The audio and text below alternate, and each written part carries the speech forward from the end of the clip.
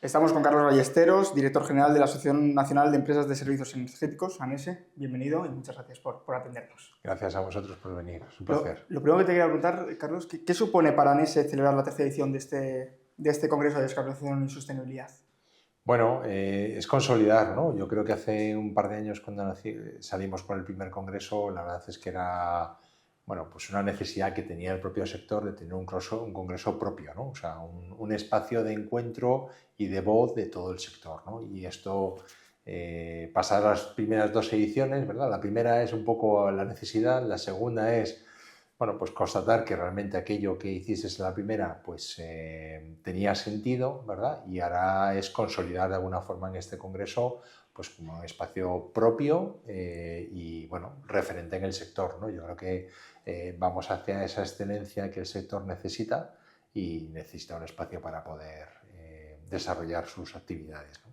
¿Y qué objetivos persigue este año el evento y qué diferencias o qué novedades hay con respecto a las ediciones anteriores?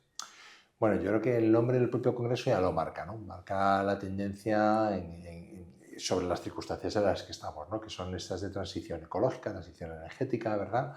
La palabra descarbonización y la palabra sostenibilidad pues tiene un sentido en este congreso. Entonces, de alguna forma, lo que busca de alguna forma el propio congreso es tener una voz, un encuentro, de networking, ¿verdad? Donde se puedan abordar todas estas iniciativas digamos, en el pro de la transición.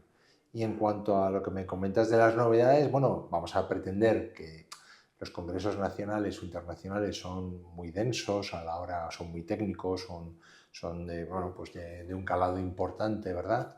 Pues que sean más ágiles de alguna forma, ¿verdad? Y a la vez, pues también tengamos espacio para compartir, debatir, hacer networking.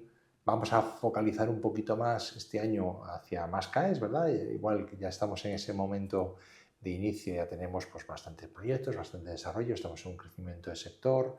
Vamos a tocar, yo creo que estas iniciativas importantes en el momento en el que estamos hacia un plan nacional estratégico de energía y clima como es el PNIEC, que vamos más o menos a la mitad de él, ¿no? En el año 2025 hacia el 2030, y es el momento de la financiación privada. Vamos a tener una mesa de financiación que no hemos tenido en las ediciones anteriores, porque entendemos que ese momento es el momento de la financiación. Ya se están acabando los PRTR, ya vemos como un poco el fin de esa época, y entonces vamos a fomentar esa iniciativa privada que es necesaria y que marca de alguna forma esa tendencia o esa hoja de ruta que tenemos como país. Y también vamos a hablar del momento, como no puede ser de otra manera, de la flexibilidad y la demanda. Yo creo que el foco, veníamos hace muy poquito de un encuentro con el Ministerio en el que vemos como las grandes líneas a partir de ahora, aquí hasta ese 2030, va a ser la tendencia hacia la demanda, ¿verdad? Y ahí también queremos, bueno, pues ver cuáles son los análisis desde el punto de vista de los expertos, ¿no? Del sector.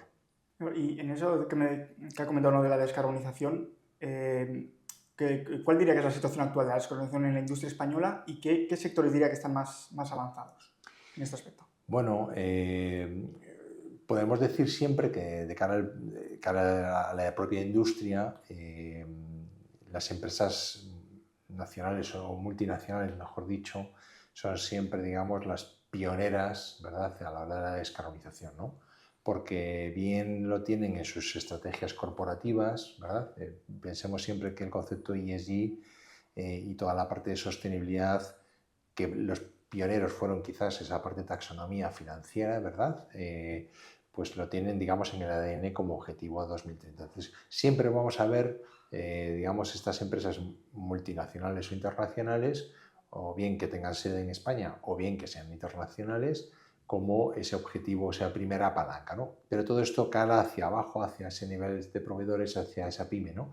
Pues tenemos, pues, no sé, más del 80% del tejido industrial español es pyme, y necesita acceder a esa descarbonización, pero sin perder, y aquí siempre es importante hablar, bueno, como hablamos en Europa, no solo en el informe Draghi, sino hablar de la competitividad industrial, ¿verdad? Esto que estamos poniendo el foco en los últimos meses, ¿verdad? Pues vamos a ir viendo cómo esa industria se va a ir incorporando a la descarbonización, pero tiene que seguir la industria. Esto es importante, ¿no? Y no solo es hablar de precios bajos de energía, sino que además es cómo puedo ser sostenible, ¿verdad? Y vuelvo otra vez a enganchar con el eslogan del propio Congreso, donde ya lo estamos vinculando. Oye, vamos a la senda de descarbonización, pero también siendo sostenible, manteniéndonos y perdurando en el tiempo como un valor añadido de, oye, pues, proyecto país, proyecto empresa, ¿verdad? Primero en cada una de las cuentas de resultados de la industria, ¿no? ¿Y qué barreras principales diría que tienen las empresas para descarbonizar sus procesos actualmente? Bueno, hay mucha tecnología, ¿no? La primera, si pensamos esa gran empresa, pues lo que decíamos, ¿no? Ya lo tiene de alguna forma en el ADN y ya vamos viendo también cómo van incorporando esas direcciones en ESG, ¿verdad? Que tienen que ver con la parte de sostenibilidad y por tanto la descarbonización es una de las palancas relevantes e importantes. Pero cuando bajamos a ese segundo nivel de industria, pues vemos que hay quizás más desconocimiento. De hecho, ahí la asociación pues también está trabajando en programas en formación para poder llegar quizás a ese tejido industrial. Entonces, cuando entramos en la parte de proceso, pues vemos que, bueno, pues el primero el conocimiento. La primera barrera yo creo que es el no conocimiento. Y me gustaría casi hablar más que de la barrera, casi de la oportunidad, ¿no? O sea, ¿dónde estamos viendo que la industria se está movilizando más? Y vemos cómo la eficiencia energética, gracias a los certificados de ahorro energético, gracias a las empresas de servicios energéticos, a los contratos de rendimiento energético, pues es una palanca que está movilizando un gran activo, ¿verdad? A la hora no solo de descarbonizar, digamos, la generación o la propia energía, sino también entrando cada vez más en el propio proceso. Y eso sí que no lo habíamos visto con anterioridad. O sea que hay una gran oportunidad que la estamos viendo en ese desarrollo. Y volviendo un poco al eslogan, ¿no? del Congreso, ¿no? Esa sostenibilidad, ¿qué papel desempeña ANESE en el acompañamiento a las empresas hacia la neutralidad climática? Bueno, al final, bueno, pues somos el sector, ¿no? Estamos representando el sector y a mí siempre me gusta hablar de un ecosistema, ¿verdad? Que forma la familia ANESE, podríamos decir, donde todas las voces tienen digamos, un espacio dentro de la propia asociación, ¿no? Y eso, bueno, a lo que es el propio equipo y a nosotros, pues nos genera muchas veces bueno, pues ampliar nuestras capacidades también para poder diseñar un poco hacia dónde vamos y cómo vamos, pero lo que está claro es que tener a todos los integrantes del propio sector dentro de la propia asociación es muy bueno, ¿no? ¿Y eso qué nos hace? Pues nos hace hablar el mismo lenguaje energético, pero también a la hora de la descarbonización, también a nivel de financiación, también hablar con los tecnólogos, con los consultores, en fin, absolutamente toda la palanca para poder desarrollarlo. Entonces, la asociación, bueno, pues el propósito tiene que ver, lógicamente, para, bueno, pues diseñar, ser un poco la punta de lanza, digamos, el espejo en algunos casos y en otros, pues el motor para poder diseñar o movilizar, ¿no? Y yo creo que ahí venimos haciéndolo desde el histórico, ¿no? Desde siempre, la asociación movilizando, pero también, bueno, pues generando nuevos retos, nuevas oportunidades y mucho networking, ¿no? Porque yo creo que también va de todo esto, ¿no? Y se habla mucho también de la digitalización. ¿Qué tecnologías considera que van a tener un papel fundamental en los próximos 5 o 10 años en la industria española? Bueno, lo que sí sabemos es que, como te comentaba antes también, ¿no? La eficiencia energética está siendo, yo creo, un momento disruptivo por fin, ¿verdad? O sea, siempre hemos tenido la tecnología, pero quizás nos faltaba a mí me gusta llamarlo clave de bóveda, ¿no? De la eficiencia energética, que son los certificados de lo energético, ¿verdad? O sea, esa palanca que está movilizando, digamos, y que es un vector que pueda llegar. Yo creo que en los próximos 5 o 10 años, tecnología, no creo que haya una tecnología disruptiva de lo que ya conocemos.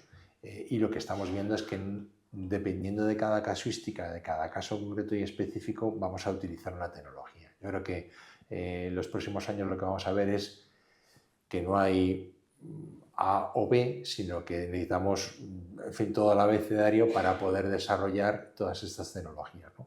El caso de la digitalización nos tiene que ayudar realmente al sector a descarbonizarlo y a industrializarlo, ¿no? Siempre contamos un poco lo mismo, la necesidad de la digitalización para medir y verificar, ¿no? Tenemos que ser conscientes de lo que estamos consumiendo, cómo lo consumimos para poder mejorarlo. Cuando entramos en la industria, en los procesos, tenemos que entender primero cómo se está comportando, cuál es la necesidad, ¿no? Cuáles son los vectores importantes, ¿verdad? Que nos marcan hacia dónde vamos. Entonces, esa parte de digitalización nos va a permitir y nos va a ayudar, digamos, a poder mejorar lo que tenemos hoy en día, ¿verdad? Añadido, bueno, pues hay grandes ecosistemas, CPDs, etcétera, que, bueno, pues también van a crecer, que de alguna forma la demanda crezca, ¿no? Y eso, bueno, pues los problemas de renovables que tenemos a día de hoy día, pues vayan mejorando, ¿no? Yo creo que ahí vamos a ir viendo cómo generación y flexibilidad, o sea, gracias a la flexibilidad y la demanda, pues van a ir poco a poco alineándose como debería de ser para que todo el sistema sea más eficiente. Y ya para terminar, Carlos, ¿qué mensaje mandaría para animar a la gente a participar en ese tercer congreso de ANESE? Bueno, yo lo que diría es que es una gran oportunidad, ¿verdad?, de todo el sector. Yo estoy convencido y lo estamos viendo como, bueno, pues a través de los patrocinadores, a través de los socios, además a través de las entradas que ya se están vendiendo. El congreso va a ser un éxito. De hecho, nos mudamos, las dos primeras ediciones lo hicimos en la Escuela de Ingenieros. Este año nos vamos al Auditorio de la Mutua porque es un poquito más grande, ¿verdad?, y está más preparado de alguna forma para ese congreso. Animarles a todos a participar, a que vengan, porque yo creo que es el momento del sector, ¿verdad? Tenemos unas mesas temáticas, yo creo que fantásticas para poder hablar, tenemos un ecosistema muy preparado, vamos a contar con componentes también internacionales, también por supuesto digamos autoridades gubernamentales que nos van a acompañar para ver cómo estamos en el momento, y desde luego es el espacio para compartir, para debatir, para aprender, ¿verdad?, del sector. Así que les animo a todos a que vengan, que estoy convencido que va a ser un buen congreso. Perfecto, pues muchísimas gracias por todo, Carlos. A vosotros, gracias.